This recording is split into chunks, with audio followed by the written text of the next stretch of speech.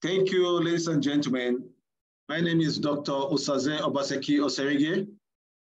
Tonight, in continuation of our program that started some few days ago on disaster readiness and generally called Disaster Management and Certification Program, we want to welcome our guest that somehow, due to network, we couldn't get to hear him yesterday. Is Professor Edwin Iguisi. He's going to be talking to us about disaster management. Basically, he's not going to start repeating everything we've learned in the class, but he's going to put a face to this lecture and just do a summary of what probably everybody should just know about disaster management. Then maybe we'll take 1 or 2, 3, 4 questions for him to respond to. And most importantly, we want him to also tell us how we can become experts in the field like himself, so that when he's retiring, we can start taking over his position and make him proud too. So thank you very much for your time, for your patience, for not being able to join the class yesterday, but today you've done so. Tell those that are not here that it is being recorded and they're going to get a copy.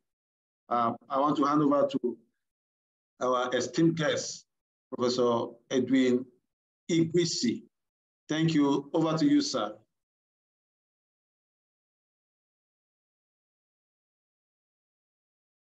You can unmute yourself now, sir. Good evening, everyone. Good evening, sir. We can hear you. Thank you. It's a pleasure of being with you. And I was supposed to meet with you yesterday. Today, we will see what we were supposed to see yesterday. The first thing I would like to emphasize is the common misunderstanding between hazard and disaster. And I'm sure we all are already clear about the distinction between these two concepts. A hazard is not synonymous with a disaster. We know that a disaster is when a hazard impacts on a community and the community is so overwhelmed that the community don't have the resources to cope with that impact, for which the community will now have to call for external support to assist. So it means, therefore, that hazard is the cause of a disaster. So there are two different things. So which means there can't be a disaster without a hazard. And so what is a hazard? What we normally teach students is that a hazard itself is a phenomenon that is injurious to a community, a phenomenon that can create a catastrophe in the community. Sorry, I missed out my introduction. I think Dr. Sazer mentioned that before. My name is Professor Edwin Iguisi. I'm the Pioneer Director of the Center for Disaster Risk Management and Development Studies at Ahmadu Bello University in Zaria. I have worked extensively with the UNDP, the World Bank, the UNECA, the ECOWAS, and several other institutions in this country. I also worked very closely with NIMA when I was the director of the center. So back to the issue I was saying. So now, why are we concerned about disasters? Disasters can destroy a whole community. Disaster can destroy the livelihood of the people.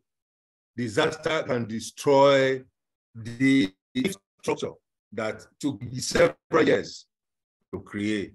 So we are concerned about disaster. Now, what is it that it has taken the front burner lately? Disasters are increasing in frequency and intensity lately because of 3 key reasons. One, you have the issue of climate change.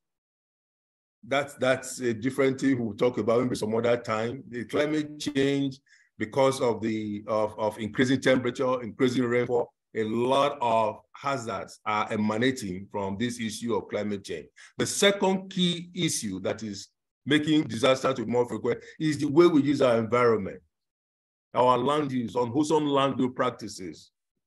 You know, we are not very careful how we use our environment, and as a consequence, you find that disasters are on the increase. And thirdly, the vulnerability of our communities. Our communities are highly vulnerable to all these hazard impacts. And so if you have a disaster in your hand, how do you manage it? So that brings us to the issue of disaster risk management. And what we tell students, what we teach students in the university is that if we are concerned about reducing disaster risk in our community, there are three things we should know and do. And these are: one, we should know the nature of the hazard that we are dealing with. In other words, we should be able to assess the hazard that is impacting on that community. The second thing we should also know is the issue of vulnerability of the community. How vulnerable is the community? How exposed is the community? How susceptible is our community to this hazard? And thirdly, what capacity do we have in our community to manage this disaster? So let me take that again. Three key issues. One, we should know our hazard, which is basic.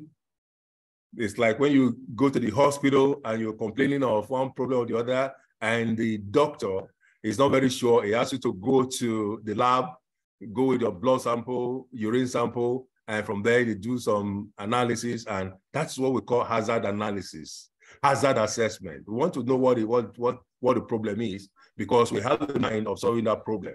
So the second thing, like I said earlier, is that we want to know the vulnerability. How vulnerable, how susceptible the people are, the community are, how exposed they are. Maybe we'll come to that very soon later. Then, of course, the third one is the capacity. What do they have to handle this catastrophe? The French people call disaster catastrophe, and it has gone into popular English language, the catastrophe. So in general, we manage disaster risk in two ways. We have a set of activities that we can do before the disaster impact, before the incident. And secondly, you have another set of activities we could do after the disaster incident. Now, those activities we can do before the disaster incident are called disaster risk reduction activities. These are activities that we call, they are proactive. We do these activities with an attempt, with intention, with the mind to prevent, reduce, or mitigate the disaster impact. You can do this, if you do these activities well enough, you can get to a point that the disaster may be averted. You can actually eliminate the disaster if you do this set of activities. And this is why there's this emphasis on disaster risk reduction, DRR. Now, the second group of activities, like I said, will be the activities you do after the disaster incident. And these are things like you probably have, your lecturers or teachers taught you all these. These are things like the incident has happened and you are literally picking up the pieces. You know, the response, the recovery, the reconstruction, rehabilitation, and all of that. So these are the things you do after the incident. We call that emergency management. So disaster risk reduction, therefore, have these two key areas. And these are DRR and DM. DRR, disaster risk reduction, DM, disaster management. Collectively, together, we call that disaster risk reduction. And well, maybe some other time we'll talk more about all of this. Now, this brings us to the issue of the whole spectrum of managing disaster, which they call disaster management cycle, disaster risk, disaster management. So you can actually start, like I said earlier, you can start from prevention. One of the things I teach students is that the hazard is coming to the community. You try to prevent it. There are some hazards you can prevent.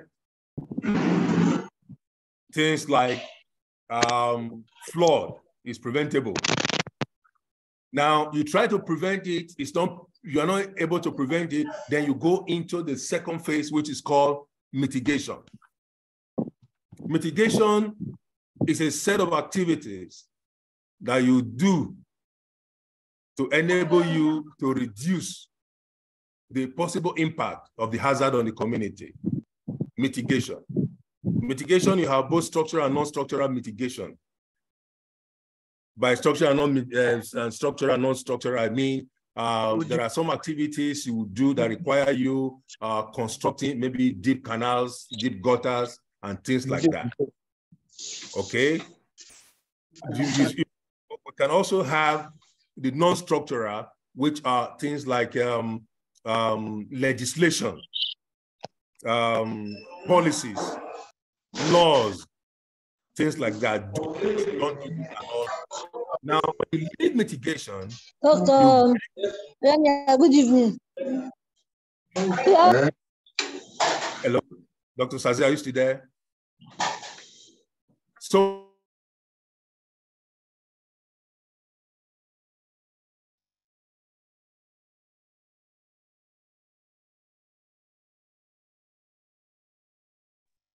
yes, you go to preparedness. Remember, I said you start with prevention. From prevention, you go to mitigation. From mitigation, you go to preparedness. Preparedness is you try to prevent it, it's not preventable. You try to reduce it, the impact is still very imminent. Then what you now do is that you go into the preparedness stage. Preparedness is putting all materials in place.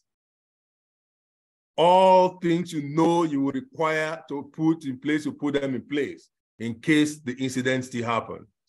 Now you've done that and the incident happens. The next thing you now go to do is you go into the issue of response. That is the after the incident. The response is after the incident. You now go in there, and in the response phase, we are more concerned about lives. We are not concerned about properties for now. Lives, that's the response stage. Lives. Emergency response. We're trying to make sure if people are buried under the rubble, we want to bring them out. If there are emergency cases, you bring the medics, paramedics to handle all these things. Now, after the response phase, you go into recovery. Recovery is when you now try to pick up the pieces for the community, see how you can bring back some livelihood, some infrastructure and all of that. Then, of course, you now go to rehabilitation and reconstruction, rebuilding this, building that, broken down bridges, hospitals, clinics, schools that were knocked down. You start to bring them, build some temporary shelters, which they call IDP camps and all of that. So that's what they call the disaster management cycle, and it is complete. Now, let me say a little bit about this issue of preparedness, which is very, very key. Like I was saying, that if you do it well, you will not get into a disaster. Now, when you're talking about preparedness, there are a lot of things we can do. One, as simple as public enlightenment is part of the preparedness. preparedness, mitigation, and things like that. And you're talking about development of plans, contingency planning. And you're talking about procurement of essential, both food and non-food items, things that are essential for the emergency phase, in case the emergency phase comes up. You know, as simple as the bandages, the iodine, all the kind of medications.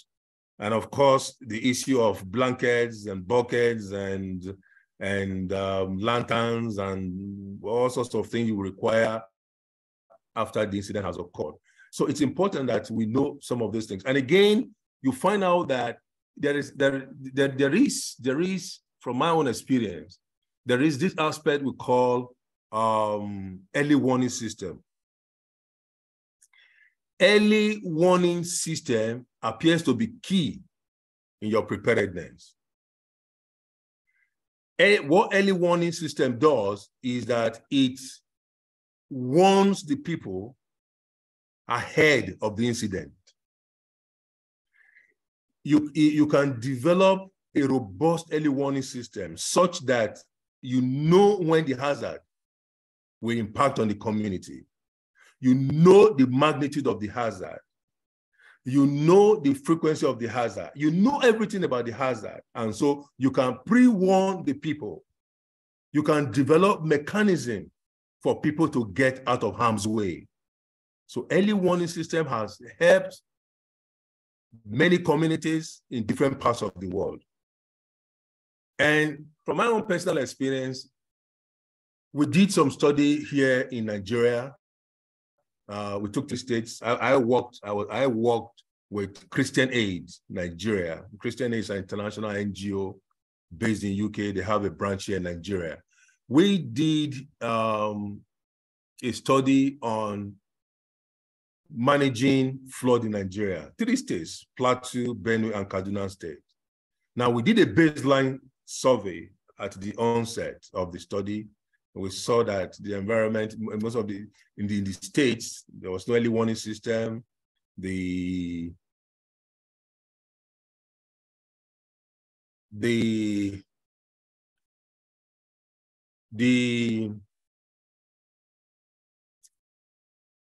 Sorry, I'm responding to somebody's action here. We observed that there was no early warning system. The incidents were very frequent in those environments. And so what we did was to develop an early warning system. And when we deployed the early warning system, when we started to operate the early warning system, we discovered that the following year, the incident of flood was gone. Flood incident was gone for good in these 3 environments. So this is the sort of thing that we're talking about. So if we do what we're supposed to do before the incident, we can actually go a long way in reducing our disaster risk. Now, I would like to stop here for now and do a little bit about your career pathway before I entertain some questions. I'm looking at my time. I'm conscious of time and all of that. Career path for you. There's a lot of prospects in disaster management. Like I said earlier, I have worked for several organizations because the problem is always there.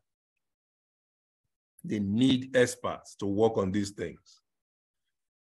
One of the areas I have observed we don't have manpower in disaster management is in the local government areas. Federal government of Nigeria designed disaster management to be in 4 layers. 4 layers. The first layer is at the federal level. That's why you see NEMA. The second layer is at the state level. That's why you see SEMA, State Emergency Management Agency. The third level is LEMCs, Local Emergency Management Committees, if you like, and call it local management at local government level. Then at the last level is the community. there's this thing we call community-based disaster risk management. Time will not permit us to go into all of that now.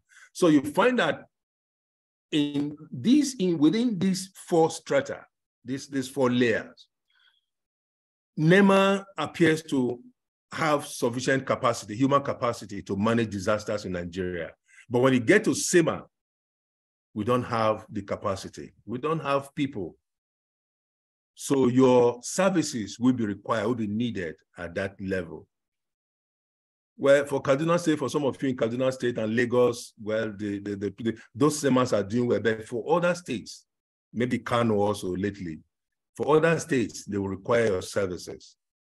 The local government level, we don't have any expert. We don't have experts at that level. And yet, that is where it's more critical.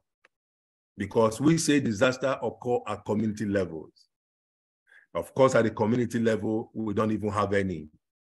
So our intervention in Kaduna State, Plateau State, and Benue State, we try to make the community to be conscious of the need to have experts, people who are knowledgeable in disaster management at that level. And we're able to bring in some experts at that level, and they are working very well. Like in Kaduna State, for example, we developed what they call the DMMP. The DMMP is a stakeholder kind of association where you have people from different sectors of the community, and some who are knowledgeable and some who are still being trained and all of that. So you have that great opportunity. And secondly, you also have career pathway through the NGOs. The NGOs are very active in disaster management in Nigeria. Like I told you, the Christian Aid, for example, is doing quite a number of disaster management activities across the country. Several of them. So they will need your expertise. We also have the international bodies, what we call the development partners. Like I told you, I served as a consultant to ECOWAS, UNDP, UNECA, ECA, United Nations. I think these guys are based in East Africa or something like that. Economic Commission for Africa, yeah. United Nations Economic Commission for Africa. I did some work for them and all of that. So there's a lot of pathway for all of that. You have the, you also have these people, humanitarian, who are doing humanitarian. UNICEF is also working on disaster management. You also have UN OCHA. So if you Google some of these things, you will see some advertising for job placings and space and all of that. So quite a number of things you can do. But again, let me also throw a little bit of caution and advice here. I want to congratulate you for the certificates you were awarded yesterday, and some will be awarded today. But it should go beyond that. You should try and go beyond that. Here at the Ahmadu Bello University in Zaria, we run postgraduate diploma programs in disaster management. We also run a master's degree program in disaster management, and we also run a PhD program in disaster management. Well, I'm not saying you should get as far as a PhD, but if you can get a postgraduate diploma so that you stay competitive, because when you start throwing your applications, in particularly to these development partners, UNDP, UN OCHA, UNICEF, they will want something like, a postgraduate diploma, in disaster management. ABU is not the only place we can do this. There are several, but you have 5 centers across the country representing, 6 centers in 6 geopolitical zones in the country. I know University of Ibadan is also running it for the Southwest. University of Port Harcourt is running it for the South. University of Nigeria, Enugu campus, UNECA, is running it for the Southeast. Ahmadu Bello University Zaria is running it for the you call it the Northwest. Federal University of Technology, Mina, is running for the North Central, while University of Maiduguri is running it for the Northeast Nigeria. Thank you so much. Because of time factor, let me stop here in case we have questions so that we can have sufficient time to go through a couple of questions. Thank you very much for listening. Thank you very, very much, the professor himself. You can all see for yourself that what it took 3 days to run through in the class was done in less than 1 hour. So it shows the level of expertise that we've come to meet. Without taking so much of our time, I want to take questions from those 5 persons. Some hands are raised already. If your hand is raised, I'm going to lower it down. So I will be lowering all the hands that are raised now. Once your hand is raised now, I will not call you to ask your question, except those people that raise their hands after I call for raising up of hands. So if your hand is raised, you will not ask any question. You will not be called to ask a question. And you can also type your question in the comment section. Yeah. If you raise your hand, I will not call you. You have to wait for the command to raise your hand. Then you can raise your hand. When I say raise your hand, it's not yet time. Okay, ladies and gentlemen.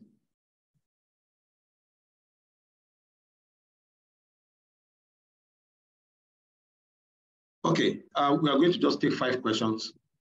And Mustafa, I will not call you. Yes, we are taking 5 questions. And from those people that will raise their hands right now, I just need 5 persons to raise their hand. Please don't repeat any question. Don't repeat any question.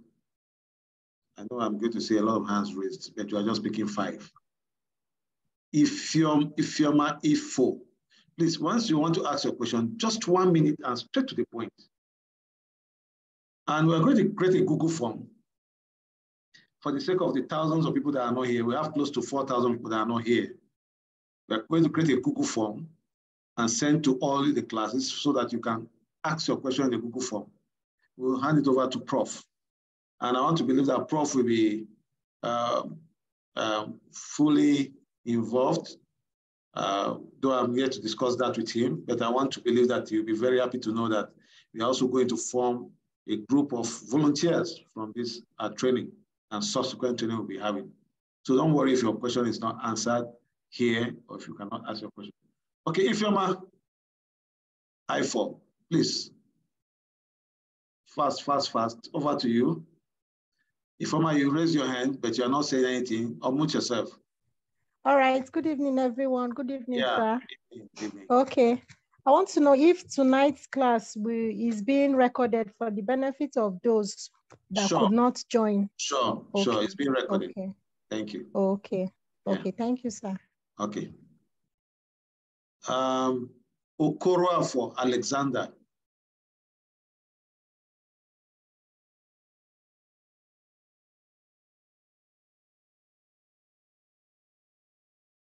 Okoro, unmute yourself.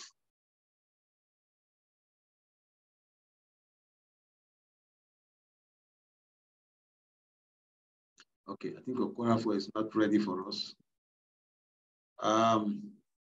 Uzairu Dauda.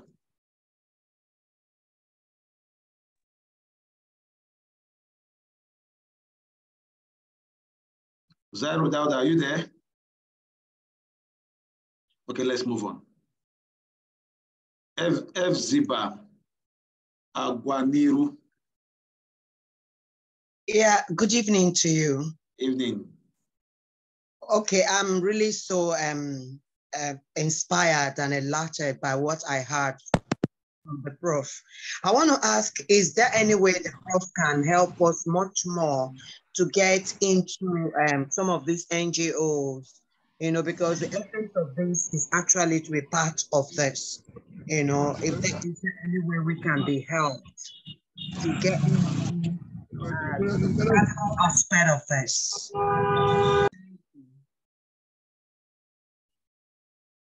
Hello, sir. Okay, over yes. to you. Okay. Yes. Are you hearing me, Doc? Yeah, go ahead. Yeah. Yes, we can. Certainly, there are a lot of NGOs that are looking for people who have the requisite qualification, the interest to do this work. There are quite a number of them, and we can do the link. We can link you up, and I'm glad that we have this platform. And from this platform, we can pull a lot of resources from this platform and give to the NGOs. There are quite a number of NGOs that are looking for people who have the knowledge that you have acquired. Yeah, it can be done. We can do it. Thank you. Thank you so much. Okay. Thank you, Professor, for that sharing news. As we can hear, we all have something to look forward to. It's not just all talk and talk. What I like about this program is that we are going to swing into action as soon as possible. And good enough, he mentioned the local government and the communities where our services will be needed. And I'm sure we are going to have everybody, our hands full, doing a lot of things. And one thing we are going to ask Prof for is to give us the professional advice in departmentalizing our activities into preparedness and all the other sections so that we have people divided into these different sections. So you specialize in a specific area, and it makes it easy for you to actually get hooked up by some of these NGOs and others. And one more thing I want to add here is that we'll be doing a seminar very soon for you on how you can actually get a job with United Nations or United Nations volunteers. And apart from that, you're also going to be taught on how to upload your profile on these two bodies, their HR profile database, so they can always call up on you anytime. And added to what the Prof is going to be doing for us, I think you are already on your way to what you want to become. Okay, Haruna Emmanuel Edogo. Good evening, sir. Good evening. It's been a wonderful time. I think this meeting has actually, like you said earlier on, done an icing to the entire training. I want to ask if it's possible for us to get materials that we can study on our own. Okay, yeah. If one can get study materials that we can refer to on our own, sure, for further studies and training, those personal learning, so that we can improve on what we have already learned. Sure, yeah. We'll be providing you further materials for further learning. The one you just did now, maybe by tomorrow, before Wednesday, don't worry. Yes, each person will be contacted with a link so that you can just wake up anytime to go and read up. Wow, that'll be great. And don't worry, you'll be shocked at all the things that will be hitting you very soon. You might be asking us to even slow down. Wow, that'll be interesting. Thank you, sir. Okay. Olatubosun Abdulaziz. Hello. Yes. Good evening, sir. Good evening. Thank you for this opportunity, sir. Thank you. Thank you. Yes, my question for Prof. He emphasized so much about warning systems. Yes. But what I didn't hear him say is talk about how can we actually develop a robust and effective warning system. Thank you. Over to you, Prof. Yes, early warning system, developing an early warning system, it's a little bit technical. It's not something I can talk about in 2-3 minutes. I just mentioned early warning system. You can develop early warning system for a variety of hazards. Now, let me give you a very simple example. One outside the country and the one we did locally. If you are current with the international news, you will know that from the months of June to about August every year, the United States of America, for example, is impacted by hurricane every year. It's an annual thing. It's a seasonal thing. Now, what the United States of America did is that they developed a type of an early warning system that enables them to know when the hurricane starts from the Atlantic Ocean and propagates towards the coastal area, the mainland United States of America. So they're able to plot the pathway of the hurricane as it moves from the ocean into the land. And so they're able to warn people who are likely to be impacted along that track to move out of harm's way, because you can't stop a hurricane, because this is a storm, is an atmospheric phenomenon. We put it in the group of hydrometeorological phenomenon. You can't stop it, but you can warn people if you know what is happening and where it is coming from. So they have been able to do that using the satellite technology. We call it the NOAA satellite. So the satellite is able to monitor the hurricane from the time it develops and through the whole path as it goes into the mainland. So that's a form of an early warning system that has worked for them. In Nigeria here, we also develop an early warning system for flood. Like I said, my experience with these 3 states of Kaduna, Benue, and Plateau State. What we did was to put some gauge, what we call a stream gauge, in some rivers that were notorious for this flood thing. And from there, we're able to monitor the river level to the point when it becomes a hazard to the community. And people are warned that, look, henceforth, this river is going to, the level of water in this river is going to get into the community, and so people should move and all of that. But you see, to do a robust early warning system, you have 4 key components. The first one is you have to be able to monitor or assess the hazard itself. Secondly, you have to be able to, there has to be a way of getting this information to the people. It's not enough, like I was talking about the NOAA satellite in the United States of America, for those who are doing atmospheric analysis and all of that, keep the information to themselves. No, you have to have a way of taking this information to the people who will put them together and let it become public, in the public domain, so that people can react. The third part of it is there must be a way of helping people to get out of harm's way. That's why the emergency management people come, people like you will now come in. The information gets to you that, look, in this environment, we're going to have this kind of catastrophe and people should move in. Then, of course, the last stage is when you tell people to move, where do they move to? I was in Benue State some time ago, part of this thing I was talking about, and we met some community people somewhere, I think what they call this place in Benue State, in Makurdi area. I just forgot about the name now. And I say, okay, fine. They see the river Benue at the beginning of when the river is coming up, and they are told to move, but nobody tells them where to move to, and where are the facilities, where are the materials to move and all of that. So the early warning system, it's really a robust thing. It's highly technical, but if we have time, we can actually talk about it. These 4 components of early warning system, but time will not permit me to go through all of that now. What I've just done is to give you an example. Thank you very much. Thank you so much, Prof. In fact, from what you've done already and what you said already about early warning system, I think anyone that is really smart and sharp will be able to find a pathway into exactly what you end up saying at the end.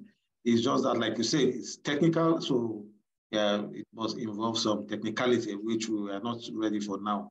But thank you. In fact, listening to your own narration on early warning system, I can say exactly that, yes, I know better today. Okay, how many persons have I called? Let me just call 2 more to balance it up. Emmanuel Leport.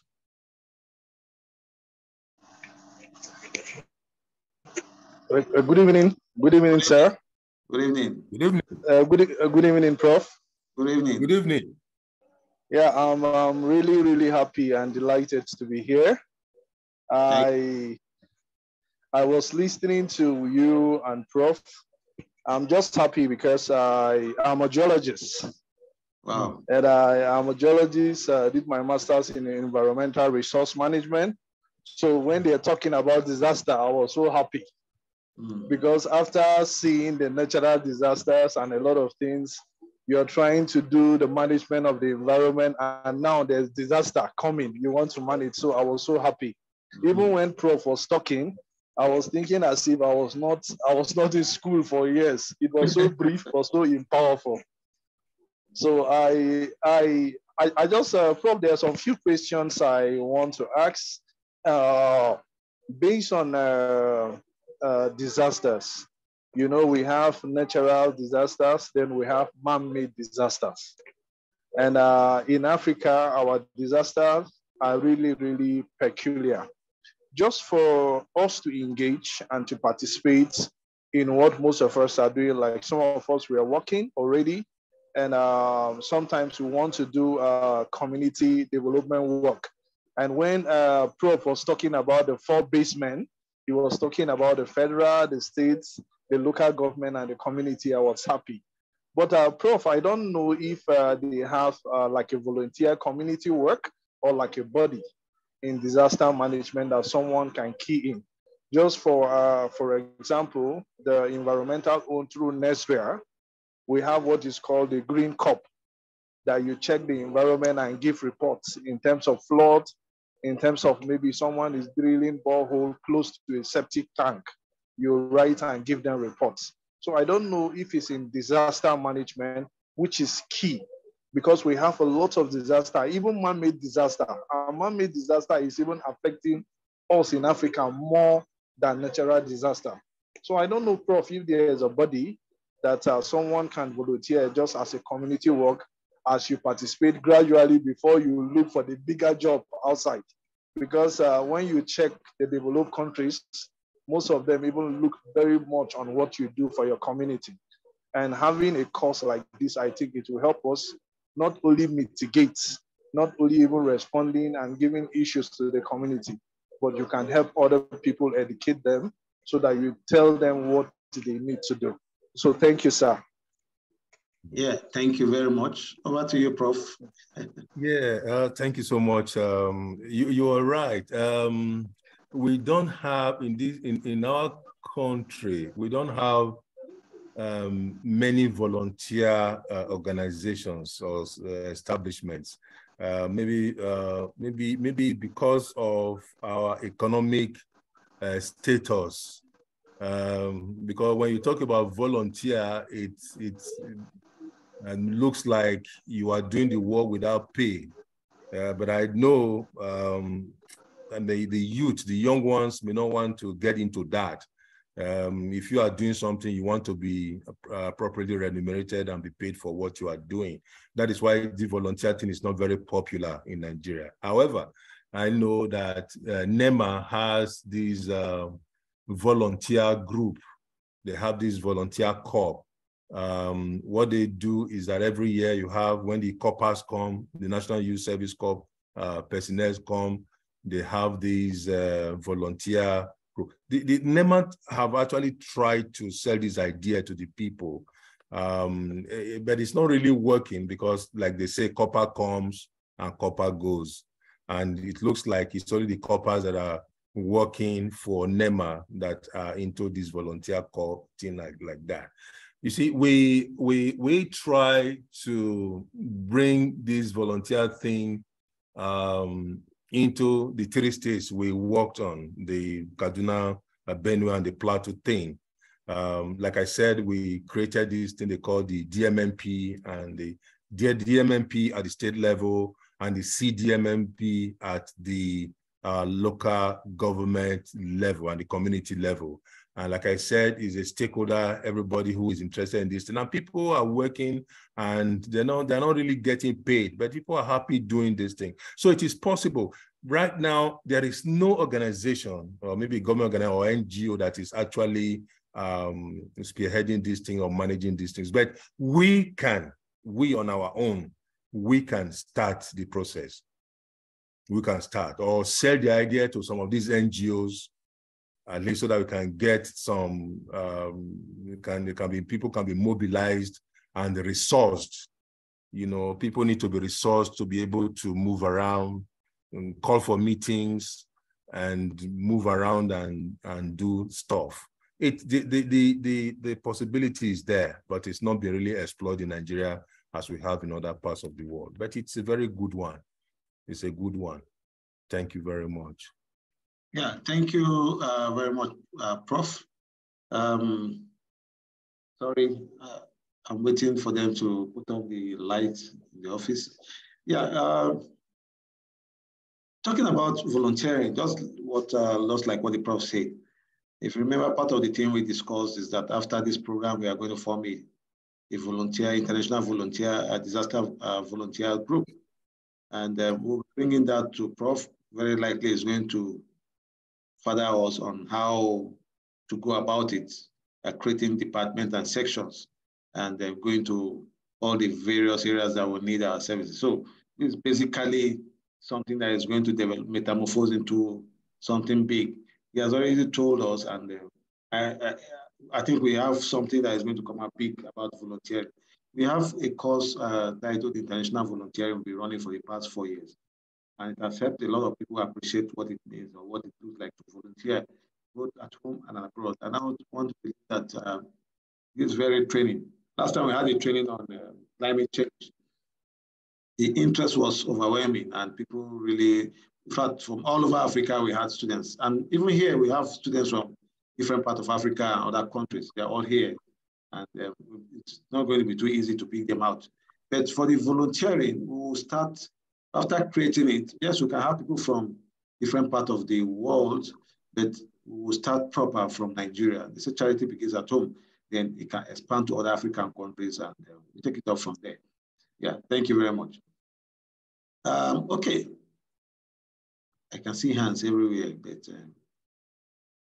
Gladys Amiadame.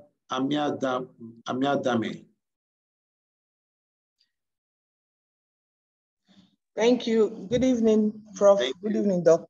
Thank you. Good evening, everyone. Thank you for this insightful presentation. Like everyone has said, it really came home for me, especially us that have been playing around the development sector. I just want to have one clarification quickly.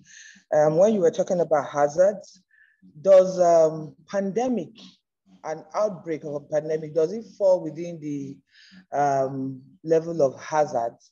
And if it does, given our precedents or experience with COVID-19 and the Ebola crisis, how do we kind of have a mitigating response should in case there could be another pandemic? Because I've had to listen to a particular video, not sure how true it is, but there's this speculations of a possible pandemic that will be much global than COVID-19. And with pandemic, do we also have an early warning systems put in place for such response? Thank you, sir. Okay, over to you, Yeah, Prof. thank you. Yeah, thank you. Yes, we call that biological hazard. Pandemic, the biological hazard. Epidemics, of course, the pandemic is what we call the senior brother of epidemics. You know, when the COVID-19 came, I mean, it was total. I recall earlier when I defined disaster, so when the hazard impacts on the community, overwhelms the community, and the community don't have sufficient capacity to cope for which you have to call for external support and all of that. So that was what COVID-19 did to almost everybody.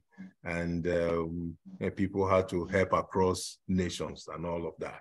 So yes, the pandemic, the biological hazard, we can manage it if we go through those 3 items I mentioned at the beginning of this talk. Because remember I said, if we are interested in reducing our disaster risk, COVID-19, for example, was a disaster risk. One, I said we should know the hazard. We should be able to profile the hazard, do elaborate hazard assessment. I said also the second thing to do is to know our vulnerability, our exposure, our susceptibility, and all of that. And of course, the third one I said, it's the capacity. What do we have that will enable us to cope? Now, when you're talking about pandemic, we would need first to do what they call the surveillance. The medical, maybe we have some medical people among these over 1,000 people I'm seeing on the screen. We call it surveillance, hazard risk assessment. We should be able to assess that pandemic, know when it's likely to occur, what are the factors that predispose the hazard for occurring in the community and all of that. So if we're able to do that hazard assessment sufficiently well, we will be able to know what is there. Then again, we should be able to do vulnerability assessment in our community. We know that, for example, if you look at the whole city, not all parts of the city have the same level of vulnerability. Let me talk a little bit about this vulnerability now. The places, for example, we call the GROAs, maybe from the way they are designed or the kind of people that live there, they are less susceptible, they are less vulnerable than people who, let me use this word, it's a sociological word, people who live in the ghetto, in the slums, in the places we call informal settlements. People just go in there and start building and crowd up and things like that. Those guys are a little more vulnerable than people who live in this low density area and all of that. So we need to look at all the vulnerability and all of that. Then of course the capacity. As individuals, as community, as government, what do we have in case this thing happen? Like the COVID-19, there was no vaccine until this AstraZeneca, or this Oxford University people and the Chinese and all these people started developing this thing. You see, now you're talking about maybe the next outbreak. What are we doing about it? Is anybody producing vaccine in Nigeria? Are we monitoring the development and progress of this next incident and things like that?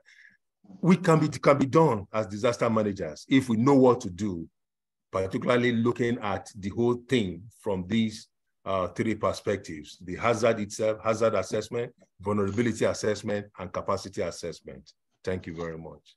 Thank you so much, Prof. Okay, thank you, Prof. I want to believe we've done justice to this topic so that we can also have time to go and relax. Once again, I want to especially say thank you, Professor. Clearly shows that you are an authority in this field, and we'll always run back to you from time to time, more often than before, to get solutions, advice, and other good things from you as far as this area is concerned. Now, for those of you that have not paid for your certificate, you have till 19th. 19th should be Wednesday to pay for your certificate. And once it is 19th, please don't even bother to pay because you will not get it.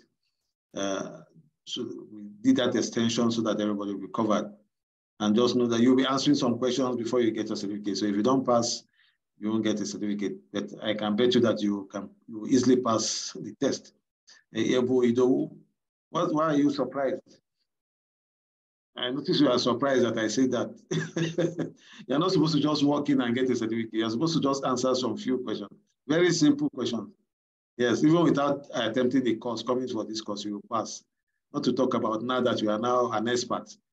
Yes, and as soon as we are through with this, we'll be pulling everybody together to join the volunteer group, international volunteer, disaster volunteer that is being created so that you become pioneer members. But I can assure you that good things is just about to start happening and you'll all be happy. For you to even have the interest, it shows that there's already a way forward for everybody to achieve their dream of working as disaster volunteer experts or whichever field. And like I also say, we are going to ensure that everybody gets training on how you can upload your profile on United Nations and United Nations volunteer database. It's you and United Nations and nobody in between. And nobody's going to do that for you, but we're going to show you how to do that. And also how to get jobs. We have to get jobs directly from United Nations with the fatherly support of Professor too, getting us jobs with NGOs, linking us up. I'm sure the sky is our limit. We've just started and we are going to get better news in all this. Thank you once again. I want to thank you all for your time, for your patience, for your understanding. This program was supposed to take place yesterday, but unfortunately, network refused. But today, we succeeded. And I'm so happy to know that you are all here together. God bless you all. I will make effort to record this now. To get this uploaded and the link sent to your class so that you can watch and also share with your friends for those that are not here. God bless you all. Thank you. Thank you. Thank you.